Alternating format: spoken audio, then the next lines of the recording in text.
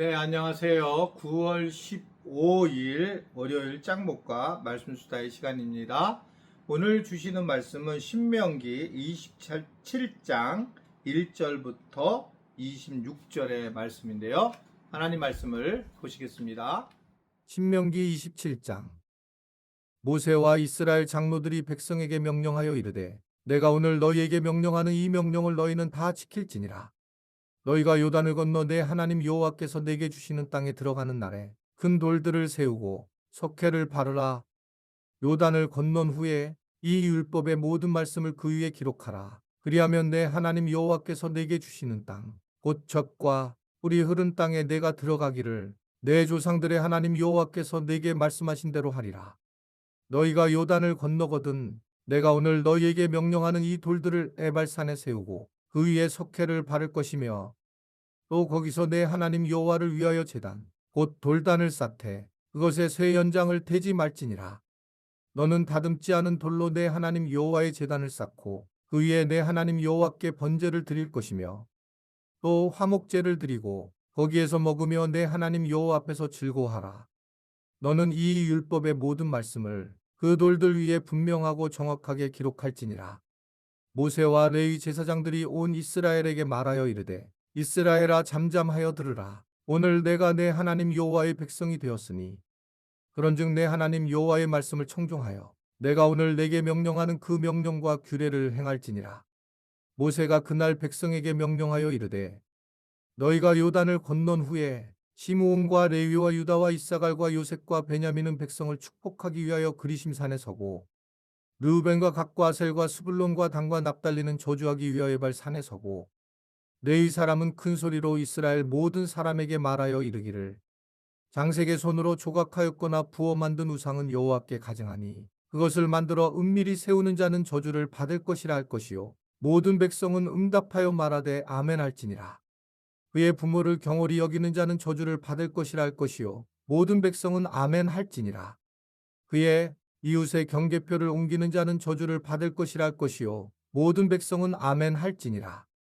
맹인에게 길을 잃게 하는 자는 저주를 받을 것이라 할 것이요 모든 백성은 아멘 할지니라. 객이나 고아나 과부의 송사를 억울하게 하는 자는 저주를 받을 것이라 할 것이요 모든 백성은 아멘 할지니라. 그의 아버지의 아내와 동침하는 자는 그의 아버지의 하체를 드러냈으니 저주를 받을 것이라 할 것이요 모든 백성은 아멘 할지니라. 짐승과 교합하는 모든 자는 저주를 받을 것이라 할 것이요 모든 백성은 아멘 할지니라. 그의 자매 곧 그의 아버지의 딸이나 어머니의 딸과 동침하는 자는 저주를 받을 것이라 할 것이요 모든 백성은 아멘 할지니라. 장모와 동침하는 자는 저주를 받을 것이라 할 것이요 모든 백성은 아멘 할지니라. 그의 이웃을 암살하는 자는 저주를 받을 것이라 할 것이요 모든 백성은 아멘 할지니라. 무죄한 자를 죽이려고 뇌물을 받는 자는 저주를 받을 것이라 할 것이요 모든 백성은 아멘 할지니라. 이 율법의 말씀을 실행하지 아니하는 자는 저주를 받을 것이라 할 것이요 모든 백성은 아멘 할지니라. 네, 계속적으로 이제 모세의 이야기들로 계속됩니다. 즉, 하나님을 어떻게 섬겨야 되고, 하나님을 어떻게 만나야 하는지, 이 부분에 대해서 이제 말씀을 하고 있는데, 어떻든 하나님의 입장에서는 하나님을 기억하게 하는 게 가장 중요했죠. 왜냐하면 가나안 땅에 가면 가나안 땅에 있는 여러 환경들이 상당히 유혹적이고 아마 뭐 넘어가기 쉬운 죄성을 가진 그대로의 우리가 넘어가기 쉬운 그런 상황이라는 것을 하나님은 이미 알고 있었기 때문에 그렇습니다. 그래서 모세는 이제 이스라엘 장로들과 더불어서 뭘 얘기를 하냐면 백성들이 가나안 땅에 들어가는 날에 큰 돌들을 세우고 석회를 바른 후에 율법을 기록해라 라는 것을 오늘 명령하고 있습니다. 뭐 당연히 당시에는 책이 없었고 뭐 이집트에서나 파피루스가 발견돼서 그때 이제 파피루스에다가 기록하는 그런 상황들이 이제 생기게 됐지만 이들은 이제 계속 그쪽으로 이제 문화가 떨어지니까 결국 이제 그런 식으로 하나님 말씀을 이제 남기려고 했던 그런 모습을 보이고 있었던 것 같습니다. 그래서 하나님의 백성들이 가나안 땅에 이제 들어가면 말씀을 잊지 말아야 된다라는 것을 알게 되면서 큰 돌들을 세워야 된다라는 것을 얘기를 하시는데, 그 중에 이제 가장 중요한 것은 하나님은 다듬지 않은 돌로 제단을 만들라 라고 하는 것이 이제 6절에 나와 있어요. 너는 다듬지 않는 돌로 내 하나님 여호와의 제단을 쌓고 그 위에 하나님 여호와께 번제를 드려라 라고 하는 그런 말씀이 나와요. 다듬지 않은 돌의 제단. 이제 제가 실제로 이스라엘 갔을 때 이제 그 단을 봤어요. 저는 처음 봤어요, 지난번에는. 그러니까 다듬지 않는 돌이 이렇게 서 있는데, 선교사님이 저게 실제로 이제 다듬지 않는 돌의 모양이다. 그 다듬지 않는 돌이 그렇게 이제 어떤 밭에 그대로 있더라고요. 구약의 때 그런 모습이. 근데 이제 그걸 보면서 평범한 돌인데, 다듬지 않은 평범한 돌. 그것에 이제 하나님은 그것에다가 하나님의 말씀을 써라 라고 그렇게 얘기를 하셨다라고 하는 거죠. 그러면 이제 여러 가지 저는 거기서 하나님의 뜻이 숨어져 있다고 보여지는데, 우리가 거룩하다라는 얘기를 하면 거룩한 성품이 돼서 우리가 거룩한 성품을 가지고 살아가는 그런 모습들을 보이려고 하잖아요.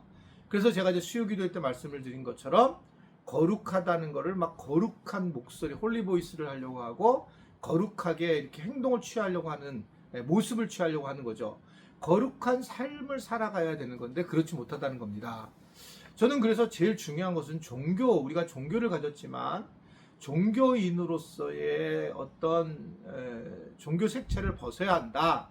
자연스러운 이 돌에다 쓴 것처럼 세상 사람들과 같이 거의 동화된 상태에서 빛과 소금이 돼야 되지, 그 사람들하고 삶이 다른 모습이 되는 것에 대해서 저는 좀 반대하는 그쪽에 속해 있어요. 그러니까 이제 우리 목회자들 중에서 저는 예를 들어 편하게 옷을 입고 청바지를 입는데, 많은 분들은 여기 이제 클러지 셔츠를 평일 때도 그렇게 입고 다녀요.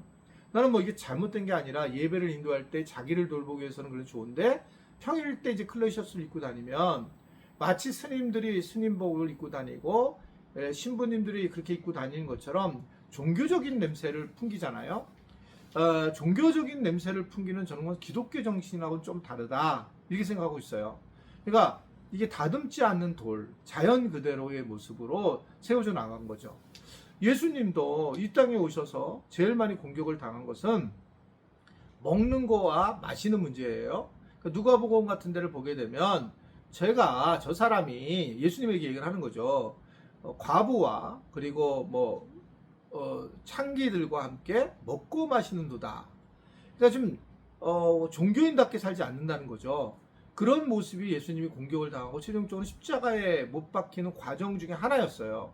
그러니까 결국은 우리가 이 외적인 종교인의 모습이 아니라 자연스러운 내적인 모습이 훨씬 중요하고, 오늘 이야기는 바로 어떻게 생각하면 자연스러운 돌에다가 비성문을 새겨라라고 하는 이 얘기는 그런 모습에서 우리가 신앙생활을 어떻게 하고 살아가느냐가 중요하고, 또 하나는 이제 저는 이 부분을 어떻게 생각하냐면, 결국은 외적으로 이렇게 사귀는 것이 중요한 것이 아니라 우리의 마음에 하나님의 말씀을 새기는 게 중요하다라는 것을 유추할 수 있다라고 하는 거죠.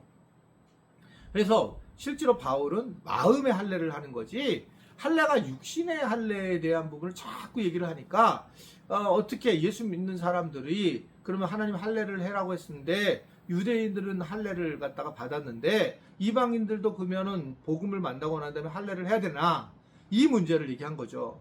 만약에 남자 성도님들이 지금 그때 이제 사도 바울이 해야 된다 만약에 결정을 하면 지금 이제 종교적인 그런 어떤 모습으로 다 할례를 하셔야 돼요. 물론 병을 사고 계시긴 할 텐데 그걸 해야 되는 거예요. 이 종교적인 그러한 어떤 예식으로. 그렇게 했을 텐데 바울이 뭐라고 얘기합니까? 고린도 교회다 아마 그랬었던 거 알고 있는데, 마음의 할례를 하는 것이지 이런 그것이 훨씬 더 중요하다. 그러니까 마음의 할례를 한다는 것은 우리가 마음으로 말씀을 받아들여야 된다는 거예요. 짱목과 말씀 수다도 여러분 듣고 있는데 맨날 듣는다면 이거는 또다시 익숙함에 대한 것에 불과하지만, 이것을 내가 들을 때에 내 마음 안에 하나님의 말씀을 이렇게, 그래 내가 마음으로 하나님의 말씀을 받아들여야 돼. 그래서 내가 오늘 말씀을 보니 하나님의 말씀을 정말 늘 생각하고 살아야 되는 거구나. 그래서 하나님 계속 그걸 보여주는구나. 라고 하는 것을 마음으로 딱 집어넣으면 이게 마음의 할례를 하는 것이고, 할례라고 하는 것은 이렇게 자르는 거잖아요. 그렇게 되면서 결국은 우리가 믿음의 삶을 살아갈 수 있는, 올바른 믿음의 삶을 살아갈 수 있다라고 하는 것을 보여주고 있는 것입니다. 예수님 믿는 것은 가장 저는 자연스러운 거라고 생각하고, 가장 자연스러움 속에서 우리가 주님을 드러내면서 또 이 땅에서 자유롭게 복되게 행복하게 살아가는 것은 굉장히 중요한 거다. 그래서 우리가 막 종교적인 모습으로 뭐 주여 뭐 또는 뭐 아버지 뭐 이런 분들이 많은데, 물론 뭐 그거는 튀어나오는 얘기는 어쩔 수 없지만 지나치게 종교적 용어를 써서 세상 사람들이 보기에는 좀 이상한 사람 보이는 거로 생각하는 거 좀 생각해 보면 좋겠다, 이런 생각을 하고 있습니다. 오늘 말씀을 기억하고 우리가 자연인으로서 이 땅에 잘 살아가는 그는 은혜를 누릴 수 있게 되기를 주님의 이름으로 부탁을 드립니다. 기도하겠습니다. 하나님, 우리가 하나님 믿는 것이 엄청난 것인데 종교를 가진 것의 모습을 드러내는 것뿐이 아니라 우리 내부가 더 하나님 때문에 행복해하고 흥분하며 감사하며 살아갈 수 있는 우리 모두가 되도록 도와 주옵소서. 예수님의 이름으로 기도드리옵나이다. 아멘.